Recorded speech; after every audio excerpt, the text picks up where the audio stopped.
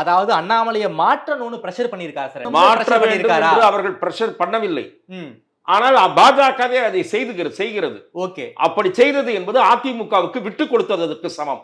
ஓ, அதிமுகவிடம் பாஜக இறங்கி போய்விட்டது என்றுதான் பொதுவாக செய்திகளை படிப்பவர்கள் இன்றைக்கு பேசுகிற நிலைமை உருவாகி இருக்கிறது. ஓகே, அது கிட்டத்தட்ட உண்மைதானே சார்? அது உண்மைதான் என்று நான் கருதவில்லை.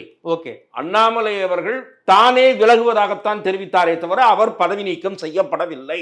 ஆமா, அண்ணாமலை நீடிக்க விரும்பவில்லை. அதை நாம் தெளிவுபடுத்திக் கொள்ள வேண்டும். அதாவது அதன் காரணமாக தான் நான் தலைவர் பதவியில போட்டி போட மாட்டேன்னு சொன்னார். அண்ணாமலைக்கு விருப்பம் இல்ல. அண்ணாமலை இல்ல, விருப்பம் இல்லை என்று நாம் சொல்ல முடியாது. ஒரு கட்சி மேலிடம் முடிவெடுக்கிற போது அதை ஏற்றுக்கொள்ள வேண்டிய கடமை அந்த கட்சியினுடைய எந்த பொறுப்பில் இருப்பவர்களுக்கும் அந்த கடமை இருக்கிறது. சார், நான் உடச்சே கேட்கிறேன் சார். அதிமுக கூட்டணிக்காக அண்ணாமலை காவு கொடுத்து விட்டதா பாஜக? நான் அப்படி கருதவில்லை என்கிறேன். ஆனால் அண்ணாமலை நீடிக்க விரும்பவில்லை. அண்ணாமலை இந்த உடன்பாடு நடைபெறுகிற போது கட்சியின் முடிவை ஏற்றுக்கொள்வதற்கு வசதியாக தன்னை அந்த பொறுப்பிலிருந்து விடுவித்துக் கொள்ள விரும்பினார். அதை வேறிடம் அனுமதித்தது. இதுதான் சரியான பிரேஸ்.